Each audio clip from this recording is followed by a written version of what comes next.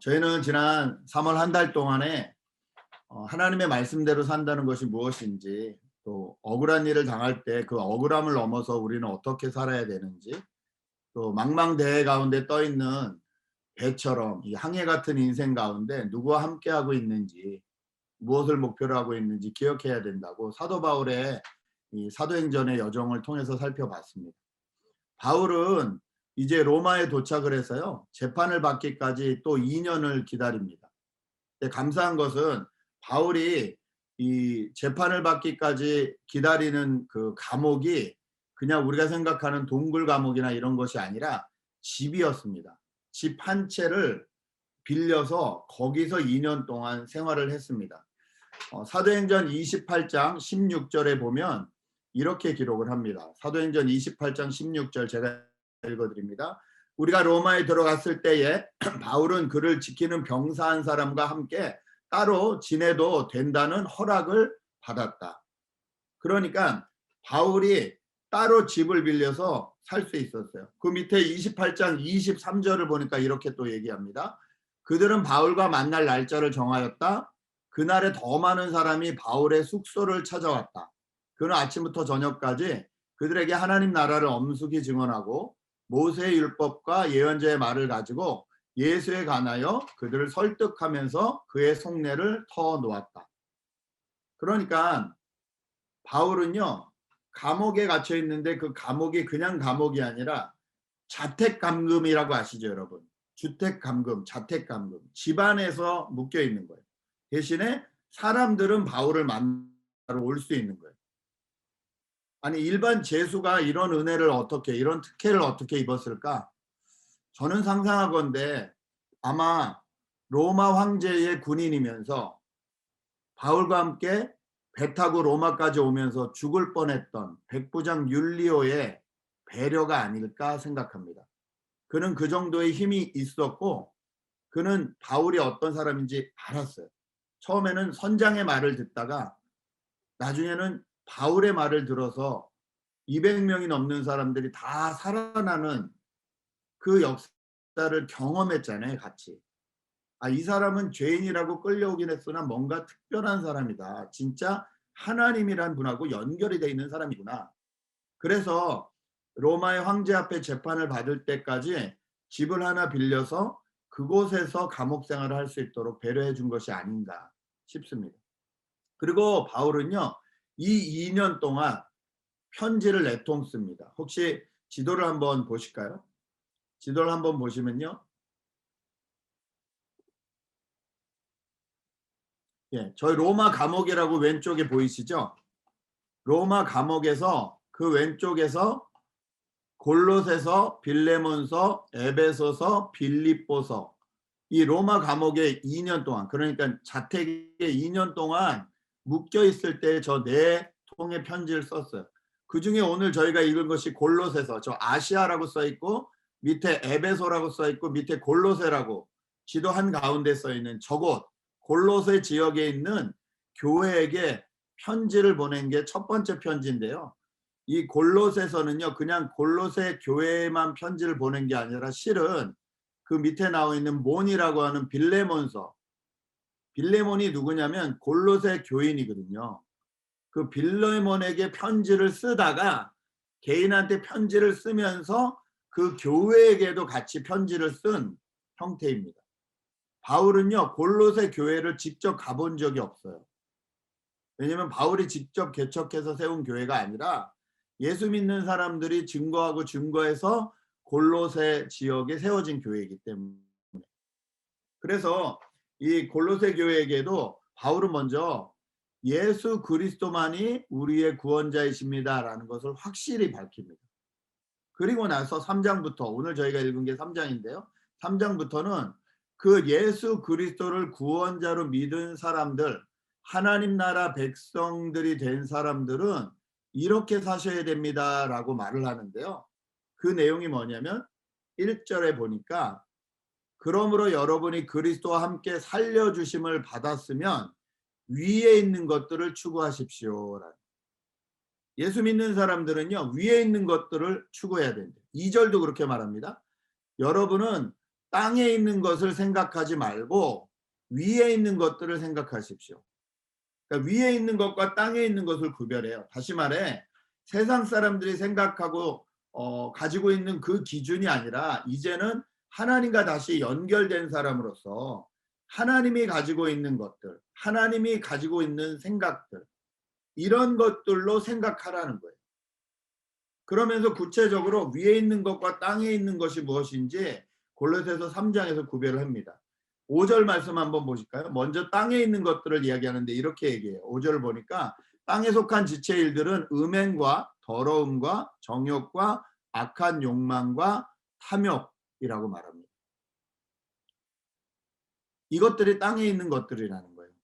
자, 이 땅에 있는 것들이 가져오는 결과가 뭘까요? 8절은 이렇게 말합니다. 분노와 격분과 악의와 회방과 부끄러운 말과 9절에 보니까 거짓말까지. 그러니까 일반적으로 세상에서 사람이 다 그렇지 뭐라고 생각하면서 사는 그 땅에 있는 것들이 가져오는 것들은 우리에게 하나도 좋은 것들이 아니라는 거예요. 문제는 땅에 사는 저희들이 어떻게 땅에 있는 것들의 영향을 받지 않을 수 있을까입니다. 그 방법에 대해서 바울은 오늘 얘기를 해주고 있는데요. 첫 번째가 뭐냐면요. 3절입니다. 3절 보시죠. 여러분은 이미 죽었고 여러분의 생명은 그리스도와 함께 하나님 안에 감춰져 있습니다. 땅에 있는 것들이 나를 지배하려고 할 때 내가 먼저 생각해야 되는 게 뭐냐면요. 나는 땅에 있는 존재로서는 이미 죽었다는 거예요. 예수 그리스도 안에 들어가면서 내 옛 모습은 죽었다는 거예요. 저희가 침례 받을 때 그러잖아요. 물속에 넣었다가 물에서 빼내죠. 내 옛날 모습, 예수 믿기 전의 모습은 죽었고 이제는 그리스도 안에 있는 내 모습, 예수 안에 있는 내 모습으로 다시 살기 원합니다. 땅에 있는 것들이 나를 지배하려고 할 때마다 나는 땅에 있는 것들에 대해서는 죽은 존재라고 자신을 인식해야 된다는 거죠. 이것을 위해서 예수님이 나를 위해 십자가를 달려 죽어주셨다는 것을 인식해야 된다는 거죠. 그런데 문제는 좀비처럼 이게 자꾸 살아난다는 거죠. 자꾸 일어난다는 거죠. 땅에 있는 것들이 일어날 때 그럴 때 어떻게 해야 될까요? 10절 말씀 한번 같이 읽으면 좋겠습니다. 10절 말씀입니다. 10절 말씀 같이 읽겠습니다. 시작. 새 사람을 입으십시오. 이 새 사람은 자기를 창조하신 분의 형상을 따라 끊임없이 새로워져서 참 지식에 이르게 됩니다. 여러분, 새 사람을 입으라는 말은요, 옷을 갈아입듯이 입으라는 말이에요. 그 옷을 갈아입듯이 입어야 된다는 게 뭐냐면요, 하나님의 형상 따라 만들어졌다는 옷을 입으라는 거예요. 여러분, 이 격이라는 게 있어요. 사람에게는 사람이기 때문에 가지고 있는 격이 있어요. 그걸 저희가 인격이라고 말하죠. 저 사람 참 인격적이야. 이런 말은요, 사람으로서 격이 있다는 말이에요. 그렇죠? 그런데 문제는 세상은 사람하고 동물을 같이 본다는 거예요, 자꾸. 사람의 격이 있는데 그것을 자꾸 짐승의 격으로 떨어뜨리면서도 인간은 원래 그래. 본성에 따라 살아가게 돼 있어. 자꾸 이렇게 말을 한다는 거예요. 아니라는 거죠. 기독교에서는요, 사람의 격뿐만이 아니라 하나님의 형상대로 만들어졌기 때문에 더 정확히 말하면 하나님의 격, 신격으로까지 자라나라고 말하고 있습니다. 온전한 인격을 회복하는 방법도 하나님 안에 있고 여기서 멈추지 말고 이 땅에 인간으로 오셔서 어떻게 살아야 되는지 보여주신 예수님을 모델로 날마다 하나님의 형상, 하나님의 격을 따라서 자라나라는 거예요.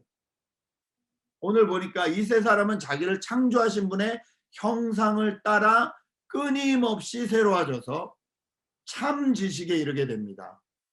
아, 우리는 세상 사람들이 말하는 이 정도 수준에 살 사람들이 아니구나라는 것을 깨달으라는 거예요.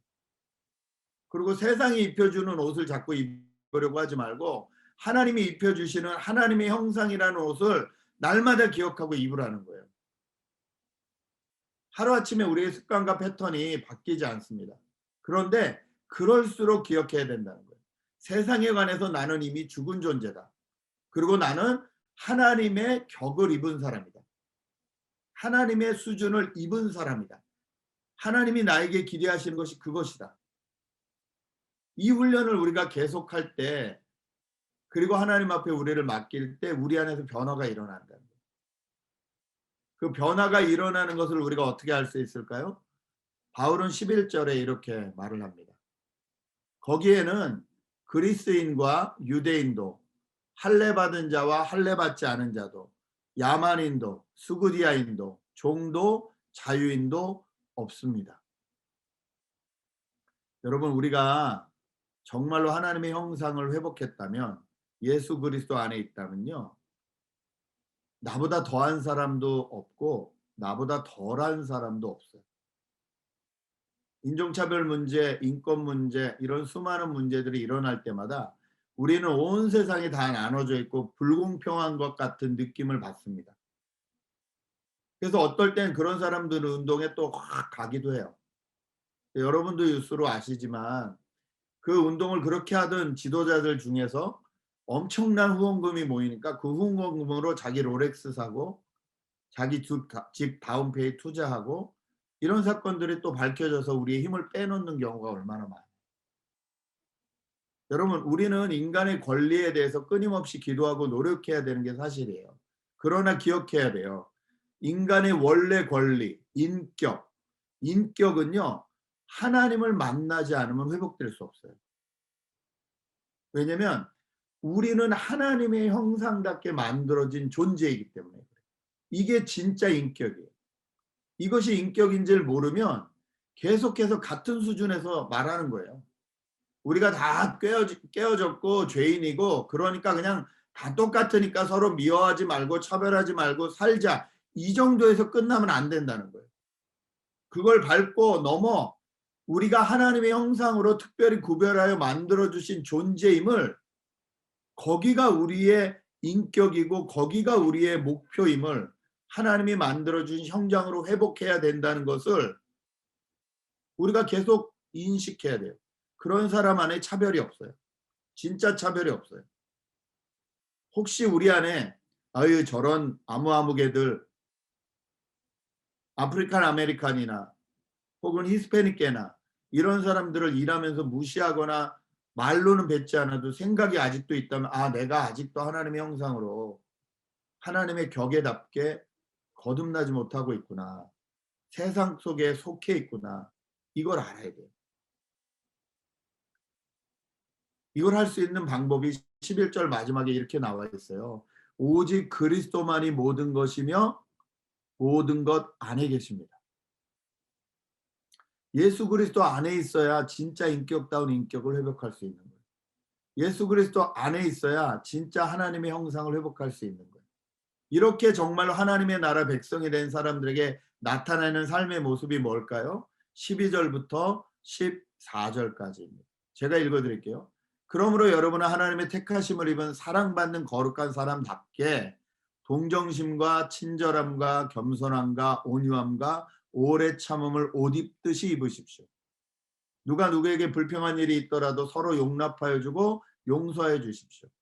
주님께서 여러분을 용서하신 것과 같이 여러분도 서로 용서하십시오. 이 모든 것 위에 사랑을 더하십시오.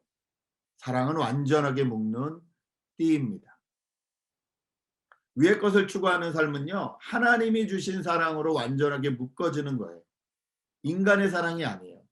인간의 사랑은 한계가 있어요. 하나님이 주신 사랑으로 완전하게 묶어주는 거예요. 예수님을 바라볼 때 우리는 서로 용납하고 용서하고 사랑할 수 있어요. 그럼 고난주간이 시작되는 이 주간에 그리스도 안에서, 완전하신 그리스도 안에서 우리는 세상의 격이 아닌 하나님의 격을 입은 사람처럼 위의 것을 추구하고 그 위의 것을 실천하고 살아가시는 저와 여러분 되셨으면 좋겠습니다. 말씀은 여기까지 나누고요. 이미 올려드린 질문에 대해서 각자 방으로 나눠서 이야기를 하고 돌아오겠습니다. 지금 11분인데요. 저희가 51분에 들어오겠습니다. 40분 동안 사람이 많으니까 아마 40분이 금방 가실 거예요. 41분에 다시 모여서 마지막 찬양하고 마치는 걸로 그렇게 하겠습니다. 여러분 각자 우리 리더하시는 분과 함께 좋은 시간으로 나눠주시면 감사하겠습니다. 좀 이따 뵙겠습니다.